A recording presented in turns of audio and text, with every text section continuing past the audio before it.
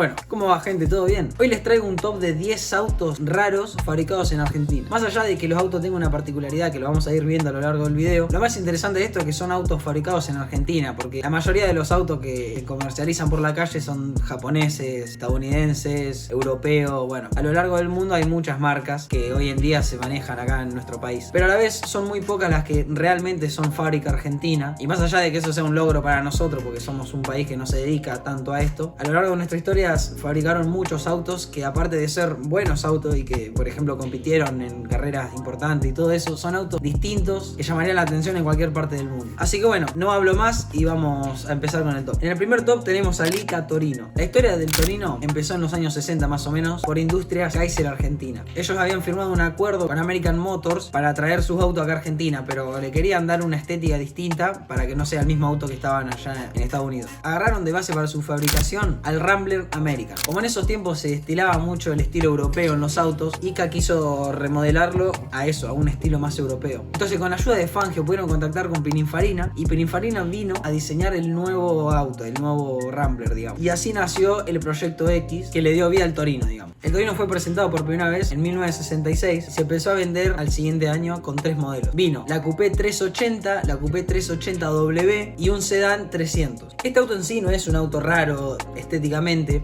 pero su particularidad es que era un auto muy bueno que llegó a competir en las pistas de Nürburgring.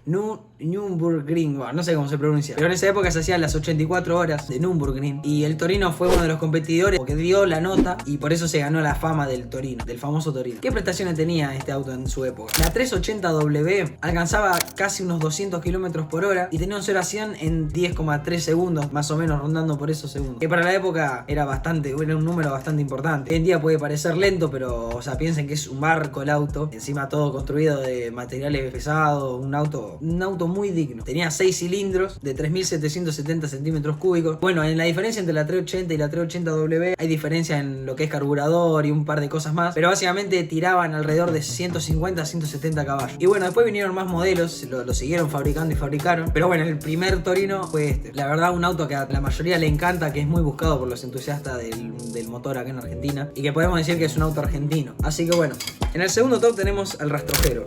El rastrojero es un utilitario especializado para el campo y para las tareas de carga, para traer y llevar cosas. Le llamaba rastrojero porque estaba construido para andar arriba del rastrojo, para andar básicamente por donde sea. El rastrojero fue creado en 1952 por la Dirección Nacional de Fabricantes Militares, que después se fue a llamar IAME, Industrias Aeronáuticas y Mecánicas del Estado. El rastrojero fue fabricado en un contexto histórico argentino que buscaba más como la fábrica nacional y no traer tantas cosas de afuera. Entonces la historia cuenta como que tenían tractores y como esos tractores están diseñados para lo que es militar y no les servía para el campo, agarraron esos motores y diseñaron el rastrojero y le pusieron motor de tractores. Eran motores que estaban hechos para obviamente un tractor, entonces no tenían prestaciones veloces, pero tenían mucha fuerza para trabajar en el campo y aparte era como una chata que no era lo más pesado del mundo. El motor tenía más o menos 42 caballos y con eso podía cargar un montón de peso, llevarlo de acá para allá en el campo. Que básicamente esa fue la idea principal por la que se creó el rastrojero, para ser un utilitario agrícola, o sea, enfocado en el campo, para transportar cargas ligeras o un poco más pesadas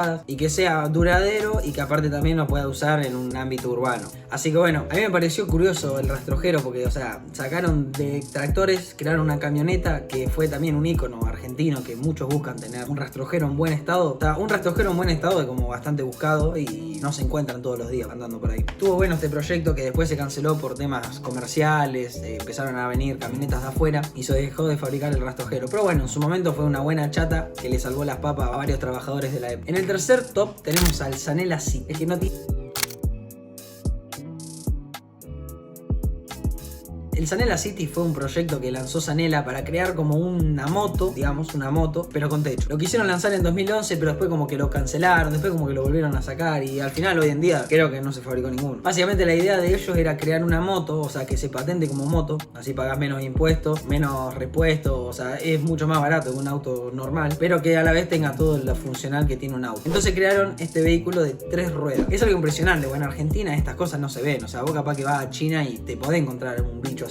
En Argentina un auto de 3 ruedas es algo sumamente distinto, muy raro, y aparte que sea barato, que se perciba como una moto, o sea, para mí me pareció una idea bastante genial. Pero bueno, no sé por qué lo cancelaron bien, supongo que por temas de estética, no sé, pero la idea creo que estaba buena. Tiene un motor de 200 centímetros cúbicos de 15 caballos. Y una de sus características principales es que podés llevar a 4 personas, que eso en una moto no se puede. Bueno, en el cuarto top tenemos al Anasagasti. El Anasagasti fue el primer auto producido en masa y se produjo entre 1910 y 1915 más o menos, por Horacio Anagasti. El chabón básicamente agarró y como después de estudiar, no sé qué hizo, fue a Europa y como que le interesaba lo que era todo el mundo automotriz. Entonces agarró y más o menos copió el mismo sistema que usaba Ford en su momento para fabricar sus autos y lo trajo a Argentina, pero en menos escala. Crearon unos 50 de estos autos, que para la época era un montón, porque o sea, fue como el primer auto, era como una tecnología, o sea, era un avance tecnológico brutal, y este chabón agarró y hizo 50 de esos. O sea, tenía una línea de montaje, pero no era artesanal el auto. Aunque no se hayan fabricado tantos en masa como hoy en día, o sea, lo que se dejó de hacer básicamente es fabricarlo artesanalmente y es como... y lo fabricaron como más en masa. Equipaba un motor Valot francés de 12 caballos y el vehículo alcanzaba más o menos unos 50 km por hora. Lo interesante también de este auto, más allá de ser el primero fabricado en masa, es que Anasagasti respetaba muy bien lo que eran los derechos laborales, no hacía trabajar más de 8 horas a sus empleados. En esa época era algo raro, lo que son derechos laborales. Así que bueno, solamente quedan 2 unidades de este auto, que también fueron los primeros en exportarse de Argentina, que ganaron también varios triunfos. Bueno, en el quinto top tenemos al Crespi Tulia GT.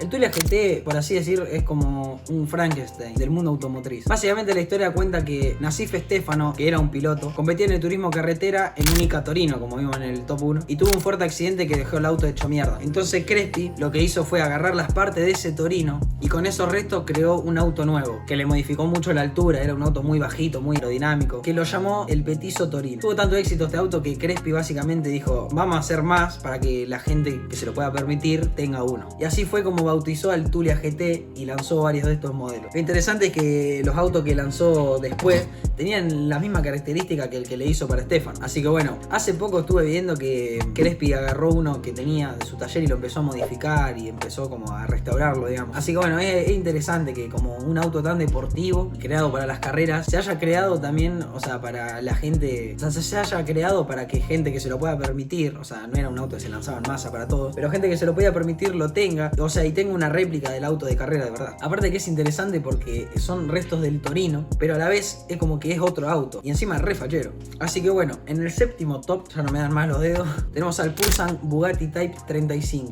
Básicamente lo que hace Pulsan es replicar autos ya hechos. Pero bueno, y lo interesante es que es una industria argentina y que está como bancada por los creadores de estos autos. ¿Por qué digo esto? Porque descendientes de Ettore Bugatti, no sé cómo se dice, que es el fundador de Bugatti básicamente, tienen estas réplicas. O sea, como que lo bancan. Así que bueno, básicamente esto es una réplica 1 a 1, toda hecha a mano, artesanal, para las mismas prestaciones, con los mismos materiales que se hacían en la época. Así que bueno, eso como lo interesante, que todavía haya marcas que intenten replicar y que vuelva a ser algo que ya no existe más, que no se puede conseguir de ninguna manera a menos que esté restaurado. Como característica del motor, tiene un 8 cilindros de 2.3 litros. Dicen que fielmente representa la potencia que tenía en su época el auto. Bueno, en el octavo puesto tenemos al Dogo SS. Esto es como un auto que todos decían como que era del futuro o estaba adelantado para su época, y la verdad que es verdad, tipo, o sea, simplemente con ver la estética decís, ¿qué es esto? Bueno, lo impresionante de este auto es las prestaciones que tiene. O sea, el auto pesa 700 kilogramos, nada más. Está hecha de plástico reforzado y no sé qué cosa. Encima le metieron un motor 2.0 del Peugeot 504 que producía 160 caballos de fuerza. O sea, imaginen, un auto de 700 kilogramos, un motor de 160 caballos es una locura. Alcanzaba una velocidad máxima más o menos de 228 km por hora.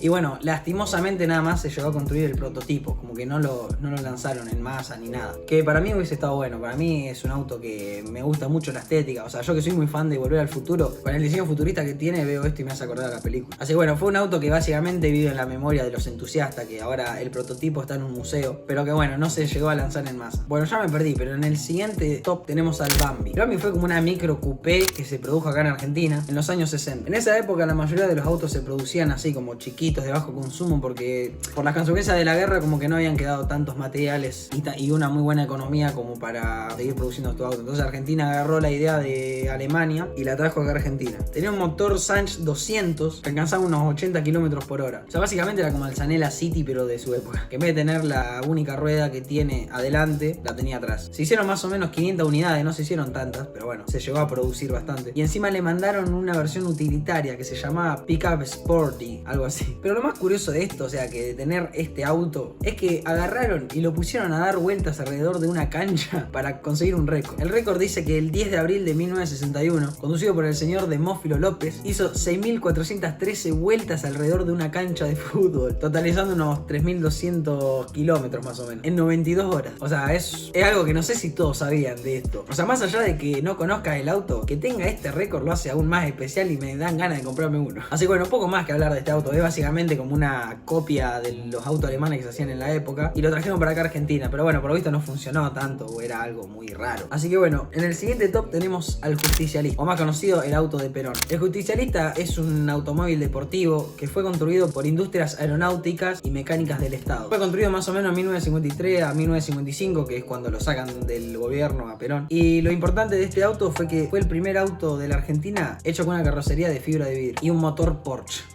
Y además hicieron varios modelos de esto. Y bueno, por más que banque a un partido o al otro, no podemos negar que es algo distinto que un presidente de cualquier país se mande a hacer un auto y que encima tenga unas prestaciones muy buenas. Y bueno, en el último top tenemos al Gaucho, el vehículo militar argentino. Fue un vehículo militar multipropósito que estaba hecho más que nada para las exploraciones y que se puede transportar fácilmente. Y lo interesante de este proyecto, más allá de que parecía tener bastante futuro, es que era una alianza entre Argentina y Brasil. Dice que esta campaña se empezó en 2004. Un auto robusto y versátil para lo que es exploraciones militares, y aparte era sencillo de construir. ¿Se acuerdan cuando dije que era para transportar fácilmente? Bueno, una de las características principales es que tenía que ser apilable para su transporte en el Hércules C-130. Se comenzó a construir más o menos en 2006, hicieron entre 100 y 120 unidades y después como se fue mejorando. Bueno, al final como que pinchó porque Brasil como que hizo otro diseño y como que se apartó del proyecto, digamos, en 2013. Pero bueno, no podemos negar que también es un auto que, más allá de ser industria argentina, tenía unas prestaciones también muy buenas y que aparte estéticamente se veía como los vehículos militares de Estados Unidos o de países que tienen más enfoque en lo que es militar. Así que nada, me olvidé de grabar la outro, así que la estoy haciendo ahora. Este fue un top de 10 autos raros fabricados en Argentina y que se hicieron acá en Argentina. La verdad que a mí me sorprendieron. Cuando me puse a investigar empecé a como a sorprenderme de las cosas que se habían hecho, yo ni enterado. Y nada, la verdad que es impresionante que un país que no está tan destinado a lo que es diseño y fabricación de automóviles se haya mandado a hacer cosas que, qué sé yo, para la época serían inimaginables. Así que bueno, coméntenme qué les pareció el video, cuál les pareció más raro, si conocían, si aprendieron algo nuevo. Y bueno, acá abajo tienen todo, suscríbanse, denle likes y comenten. Y bueno, nos vemos en el próximo video, gente. Hasta luego.